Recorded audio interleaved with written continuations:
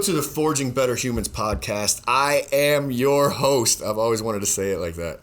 Ted Drever at Iron Legion Strength and Combat. Your 100% non-virtual experience right here in downtown Ocala, Florida.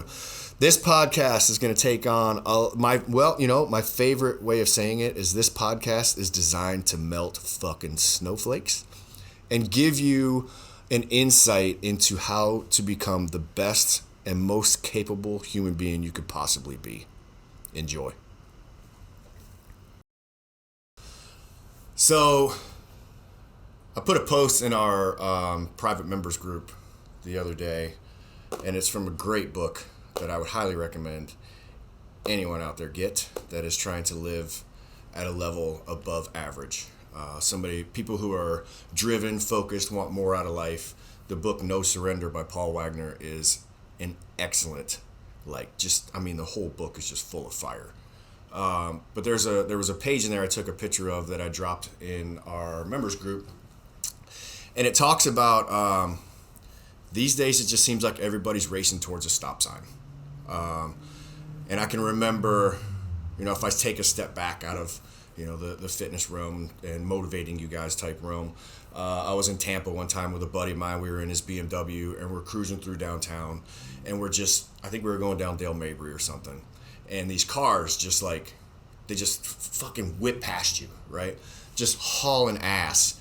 Only in 25 yards to get stopped by a stop sign, right? And they constantly do that. They're just leapfrogging through traffic, going super fast. I had a coach here, Adam Davis. He was famous for that shit. That's all he ever wanted to do was go fast everywhere. But you're constantly going to get stopped. And, what is the point in that?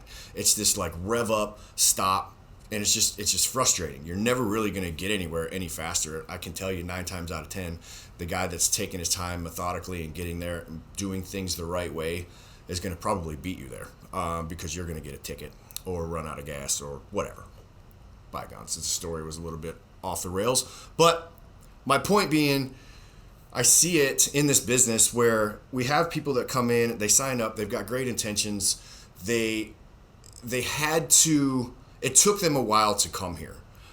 They had to steel themselves to be able to come in and try a style of training like ours. It's different. This isn't Planet Fitness. I don't want it to be Planet Fitness. Everything we do here is hard, gritty, and it's done with intent to make you the best you'll ever be. So it takes some people a couple times to really kind of get into it. They've talked themselves into it. They get here and now they're trying it. But in their head, you can see it. You can see it when they come in. They're like, I'm giving you a chance. But the first opportunity I get to split, I'm fucking gone, right? So what is that first opportunity to split? For guys, sometimes they can come in here and we're loading up barbells and the girl next to him is loading up more weight than he can possibly lift. And he can't fucking handle it. These are the moments I cherish. I love this. This part right here is the best because I can watch that mental shift in their head. Do they really want to work? Or are they looking for an excuse to get the fuck out of here? Now they're going to tell you, I don't want to work out with girls that lift weight like that. These girls are hot, they're strong, and they're tougher than you. And they've got way more mental capacity than you. And you just can't fucking handle it. Suck it up and learn. Take a step back, drop your ego, start training, and before long, you probably will outpace those girls. But it's the guys that just can't quite do it, man. It's so awesome to watch. So those kind of guys, that's their first, I found my stop sign, I'm getting the fuck out of here. I'm too competitive for that. It's not, they'll never tell anybody. There's girls at Iron Legion that outlifted the shit out of me in the first week I was there, and I can't handle it. I can't stomach that. No. Most guys are like, I just can't do CrossFit. You're right, you can't. There's probably not a lot of things you can do because you're a pussy. Then you have the other ones. They come in here, they've got their mom in their ear, they've got their doctor in their ear, they've got their friends in their ear. CrossFit's dangerous. That type of training is dangerous. Don't do that, it's dangerous. Why are you doing that? Be fat like me. Let's go out on Friday and have beers like me. Let's go eat and fucking hang out and be useless lushes and pieces of shit like me. I don't want you to get better. I want you to stay with me. Always in their ear. But they've decided to break free from that. They're here at the gym. They're training. They're making themselves better. First time they slip up and get hurt. Twist an ankle, pull a hammy, whatever it is. Something small. That's it. I'm done. They were right. It was dangerous. Can't do it. Gotta stop. Then they take 2 weeks off, 3 weeks off, sitting on the couch. They want to return. They keep saying it to themselves. I'm going to return. I'm going to go back. I really want to be fit. But that negativity starts setting in. Maybe those guys were right. Maybe I'm not cut out for this. Maybe that stuff is dangerous. Maybe it's this. Maybe it's that. They've got their stop sign. They got there. I'm out. I ain't going to do this anymore. Then you have the other ones that we used to run boot camps. And I keep getting these questions all the time. When are you going to run your next boot camp? When are you going to run your next boot camp? You heard it here, folks. I'm never going to run another boot camp. Why? You're training people to run to a stop sign. You're saying in 6 weeks, I can give you X. I can't. I can't give you that if you decide to dedicate on your own. There's only a handful of people, though, that can actually take that dedication and turn that into their lifestyle for the rest of their life. Most of these people, when they signed up, they weren't looking for something for the rest of their life. They just wanted a quick 6-week fix. They wanted to get to their stop sign. They wanted to get to their wedding photos. They wanted to get to their whatever it is. They're going to a real boot camp. They have different things in mind. They needed that stop sign. They needed that 6 weeks, or they're even 12-week. We used to run 12-week boot camps too. 85% of those people, out. They don't even make it past the second week. It's hard here. Everything that we do is hard here. But the expectation that you can get somewhere in 6 or 12 weeks is an easy sell. An easy sell to a weak mind. Hey, I can get you there in 6 to 12 weeks. That weak mind only heard that part of it. When they're here and they have to talk to me and I explain to them that you are actually going to have to show up 4 times a week, you're going to have to do the workouts and you're going to have to eat these particular foods and you're going to have to do these things, right? Some of them are tough enough to make it to the end doing those things. They see big results, but they Al Bundy it out. Well, what do I mean by that? They got their touchdowns in their football game. That's all they needed. They needed to show themselves that they could do it. Back on the fucking couch for me. I know how to do this. They got to their stop sign. They're not trying, right? We're not looking for people like that. I don't want to work with people like that. I don't want your money. I want to make you better. Stop racing for stop signs. Stop looking for stop signs. What we need to be looking for are changes in our lives to make ourselves better, to make ourselves role models to our kids, better employees, better employers, better citizens, better people in your community, lifting yourself up above the lazy, mediocre people that are out there every single day that are just so boring. The consumer class, the ones that are being created by social media. Just take it easy. Everything's a joke. 0 fucks given, bro. Give me a fucking break. You need to take your training seriously. You need to take your food seriously. If you didn't pay attention over this last pandemic, who the fuck lived through all that stuff? Healthy people. Who got hit the worst? Unhealthy people. Come on, man. This shit is common sense. You've got to take care of yourself, number one. First and foremost, right? 0 fucks given, give me a fucking break. It's time to get rid of that bullshit attitude. Taking this cynical, everything's a joke process towards anything that somebody takes seriously is bullshit, man. You guys need to start standing up for the things that you really believe in. If you have a goal, that goal, nothing should shake your fucking gaze from that. Ooh, you twisted your ankle. Okay. You still want to lose 10 pounds? You still want to get 15 pounds off? You want to get lean? You want to have good performance? You want to be healthy? You want to do these types of things? You got to stay the course. You have to find a way to work around that. And the best way to do that is with coaches and a team and a bunch of people to kind of help you along the way. Trying to do that kind of stuff on your own, it's easy to get caught up with that negativity shit. I would say this year, over the last 6 to 8 months, I've experienced more injury in my life than I think I've done in quite some time. If I think back, it was November of last year. I had I'm a spear fisherman, love to spearfish.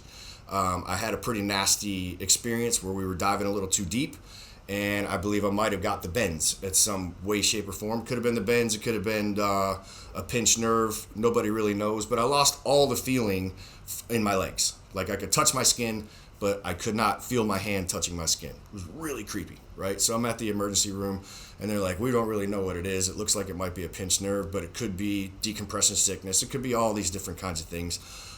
We recommend that you don't dive, and you don't do any physical activities, and we don't do any of those types of things. I didn't listen. So 2 weeks later, I'm just doing routine maintenance and motion. I didn't overload myself, but I stayed in the game. I started to recover. I started to feel better. And then I slowly started adding in my training modalities, the different things that I like to do. A little bit more weight, a little more gymnastics, a little more jiu-jitsu. Before long, my legs were fine. Everything was good. Not too long after that, I broke my toes on the jiu-jitsu mat. Another great reason to just say, hey, fuck it, man, I hit a stop sign. I don't need to do this anymore. Your toes, I walk on these toes. I need these toes. I literally that same night went right back into wrestling with broken toes. And worked my way through and taping my toes up and being a little bit more careful as far as my foot placement moving forward. A couple weeks later, I stepped off a curb. Stupid. Stepped off a curb in a hurry. Twisted my ankle. Twisted it hard. Like turned the whole heel up sideways. And I swear my ankle touched the asphalt when I stepped off the curb. It hurt so fucking bad. What did I do? On the second day of that injury, I came in and I started doing back squats, deadlifts, different things like that. Motion, staying in the game. Were they super heavy things? No. Was it painful? Sure. Yeah, it's very painful. But I have to get back to where I was. We are training perishable skill sets. These are things that go away with time. If you take long breaks, if you decide that I'm going to take a break for a little while because I'm injured, all of your conditioning goes away. Your strength goes away. That shit terrifies me. I broke my collarbone in December on Christmas Eve, heading home on a goofy ass little skateboard, a one wheel, broke my collarbone. And I can remember about 2 days after breaking that collarbone, sitting on my couch going, I can't defend my family right now. I can't do anything structurally. You don't realize how structural your collarbone is. I was extremely nervous. So instead of panicking and sitting in a dark corner on my couch and hoping for the best and praying that God would heal me someday, I went to my gym and got back to fucking work. And I worked around the collarbone. I did other types of movements, all lower body movements, and in doing so, started to heal my upper body movements. I went through rotational exercises, different things like that, slowly, carefully, patiently. My point is like, yeah, Ted's pretty accident prone. Maybe I'm accident prone, or I'm always pushing the edge. I've always liked to see how far I can push my body, and sometimes my body responds with, that was far enough. So, and then we take it a little bit further, and we keep pushing and pushing, but I don't ever give up. Don't ever give up. Since then, there's been a couple of other things I've had to deal with as well. Recently, I'm dealing with this really cool cauliflower ear. Fun, right? But I'm pushing, and I'm pushing, and I'm pushing, and I'm not letting things set me back. I'm not looking for stop signs. I'm looking to be the best version of myself. I'm not you. You're not me. My way isn't going to work for you necessarily, but what I'm trying to explain is you don't have to stop. There are ways to keep going, to keep pushing, stay in the game, sit on the sidelines at the gym with your friends, feel the energy of the gym if you have to, support your friends if you need to, be there, go through the slower motions, scale things off, do things. Don't quit. Don't stop. Don't look for the excuse. Everybody's looking for the excuse. Everybody's looking for that little short-term fix, and they're looking for the excuse to validate other people's opinions. Do you want to be that person? I don't want to train with people like that. I don't want to train people to be like that. I want to change your mindset. I want to take you to a place where we ignore people like that. We transcend to a new place and we all drive forward together. Is there going to be bumps and bruises along the way? Yep. That's part of the learning lessons of life. And there's no better place to learn them than on the jiu-jitsu mats, the CrossFit floor, the weightlifting decks. These are the places where you can learn commitment and dedication. And that commitment and dedication and intensity will roll over into your normal every single day life. You cannot ignore these things. As a human being, you have to have them. You have to have these physical pushes, these mental challenges, and you have to overcome them. You can't always succumb to every little tiny thing and say, that wasn't for me, I'm going to try something else. Give something due diligence. Give it time. Learn it. Learn the best pieces of it. Find things that work great for you and let it drive you forward. Take an injury and turn it into a challenge. Now, not only am I injured, member A, if I am member A, my name is Steven, right? And I'm injured, I am going to find a way around this. And I'm also going to show someone else how to get out of it. hey, when I was injured and I had this particular thing, I was able to do this and I worked around it and I recovered so much faster. That's contributing to the group. That is learning and educating yourself, but then opening up that education towards your group and allowing your peers to see what you're doing. Maybe even document it on social media. Show people the journey along your way as you heal yourself. That's giving back. It's looking at an injury or a setback as a challenge versus an injury or a setback, a good opportunity to stop, is the best way to do it. Look at it as a challenge. Look at it as something to overcome. Document it, even if you do it for yourself, which I highly recommend you do anyway. Just do it for yourself. Now, if you have that need to show other people the way, that's cool too. Show them how to make it better. So just wanted to sit and talk about that for a little bit today. It's just been on my mind. It's been bugging me a little bit. We had somebody quit recently based on a doctor telling them, you can't do CrossFit.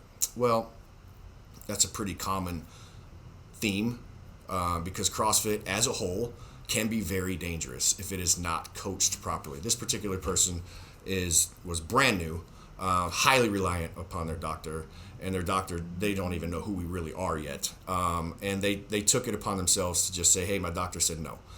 To me, if I look at that same thing, and you take CrossFit methodology in and of itself and water it down to its most basic point. Most of you guys out there see CrossFit as it's the games, it's muscle ups, it's crazy lifting weights overhead, it's this, it's fast, it's all these crazy things. Nah, man. At its basic root, CrossFit is functional movement. CrossFit is being able to sit into a chair and stand up out of a chair. CrossFit is being able to pick something up and put it in the cupboard over your head. CrossFit is being able to squat down and pet your dog. CrossFit is, being able to squat down and pick your kid up, carry your kid through Disney in one arm. CrossFit is functional movement when you water it down to its base. So there's no reason for a doctor to say, don't do CrossFit. That's an inexperienced doctor, first and foremost. However, I do champion that doctor in the fact that most of the CrossFits these days are big cheerleading shit shows, not led by good coaching. I agree with that. Take your time, find a CrossFit gym that has coaches that care about CrossFit. Ask them what CrossFit means to you. Ask them what the root of CrossFit is. And if they can't answer with functional movement, move on. Because first and foremost, that's the base of what we're doing here. So if I've got some crazy workout set up on the board for my members, I can take that and break it all the way down to the most basic movements for that particular person. Those basic movements being the things that they did just to get here today. They got up out of bed. They did a squat. They sat on a toilet. They did a squat. They grabbed the cereal box off the top of their fridge. They lifted over their head, right? I can water movements all the way down to that, and then we can grow from there together. But it's going to be up to you and your ego to not let that person on the deck next to you screw up your workout. And what do I mean by that? That person, I'm asking you to do an air squat. The person next to you has 35 pounds on the bar. Oh, I can't stand it. I gotta put 35 pounds on the bar too. No, you don't. You're not doing their workout. You're doing your workout. Don't rush to that stop sign so quick. Don't put too much on yourself in the beginning. So that particular conversation recently just kind of bugged me too. So we have that as well to deal with out there in the world. So on one hand, doctors, you are correct. CrossFit can be very dangerous. On the other hand, every sport is dangerous. Every training modality is dangerous when it's not taught by the right people or under watchful eyes of people who actually care or understand what they're actually training. If they're training because they're excited, young little level 1 CrossFit coaches that are just cheerleaders, I'd be very, very cautious about that. If you have an established business with people who have high certification levels and years and years and years in the industry, backed up by doctors and everything else, it's a lot less risk. So do your time in research, look at those types of things. Anyway, I'm kind of rambling a little bit, but my point is there's no reason to stop.